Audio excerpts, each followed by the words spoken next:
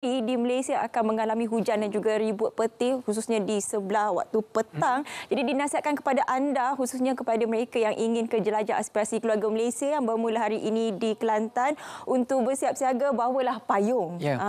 Jadi mungkin juga untuk merancang perjalanan anda. Ya, kena rancang perjalanan anda supaya tidak tersekat dalam kesesakan jalan raya lah, itu penting. Dan selepas ini seperti mana yang kami janjikan kepada anda, ada satu slot khas untuk kita bawakan perbincangan mengenai pasukan khas tangani jihad tangani inflasi. Tetapi sebelum itu kita saksikan dahulu laporan khas yang telah pun disediakan oleh rakan penyampai iaitu Syamimi Sharifan, laporan khas yang berkaitan dengan jihad tangani inflasi. Silakan.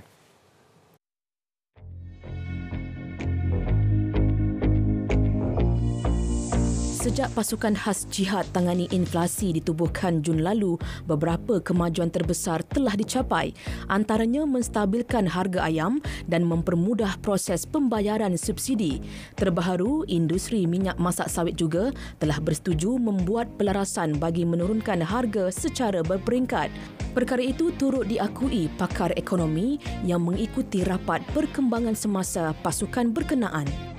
Bagi saya komitmen yang tinggi. Kerajaan mengambil kira apakah bahan-bahan asas yang masyarakat perlukan. Contohnya petrol, bagi saya itu satu perkara yang penting kerana jika kenaikan yang mendadak dalam harga petrol, yang lain-lain juga akan mengikut.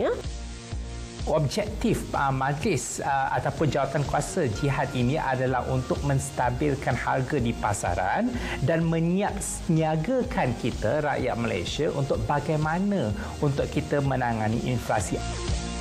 Pasukan khas jihad tangani inflasi juga bukan sekadar cakap kosong dan bermesyuarat sesama ahlinya sahaja. Malah pengerusinya Tan Sri Anwar Musa lantang menuntut kerjasama pemain industri untuk bersama berjihad melawan inflasi. Memohon kerjasama semua pengilang-pengilang dan dalam masa seminggu dua daripada sekarang kita ingin melihat harga minyak masak diturunkan kepada satu paras sekurang-kurangnya 10%. Bagi meringankan beban rakyat, pemberian subsidi terus ditambah. Tahun ini, jumlah subsidi yang diberikan meningkat lebih 540 bilion ringgit. Namun penambahan subsidi bukan jalan penyelesaian terbaik untuk jangka panjang. Kita mungkin seronok dengan subsidi yang banyak, harga yang rendah, tetapi kita juga harus memberi perhatian kerana lebih banyak penyeludupan berlaku. So, bila penyeludupan berlaku, ini adalah kerugian bukan sahaja kepada kerajaan, kepada kita sebagai masyarakat. Kerajaan perlu melihat kesesuaian pemberian subsidi secara umum ataupun general kepada semua pengguna di Malaysia, tetapi boleh mengenakan subsidi bersasar di mana golongan yang telah dikenal pasti sahaja layak untuk menerima subsidi.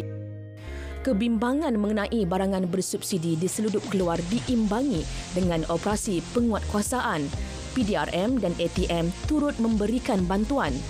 Berdasarkan data penguatkuasaan Kementerian Perdagangan dan Hal Ehwal Pengguna, 80 kes penyeludupan dan penyelewengan minyak masak dikesan menerusi lebih 10,000 pemeriksaan. Kejayaan ini melibatkan nilai rampasan lebih 2.1 juta ringgit.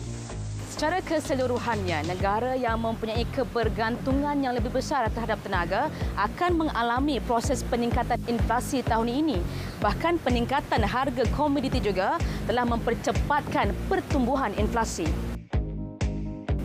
Maka penubuhan pasukan jihad tangani inflasi ini membuktikan kerajaan tidak lepas tangan mendepani cabaran ini, sebaliknya mencari jalan keluar secara proaktif bagi mengurangkan kesan inflasi kepada negara.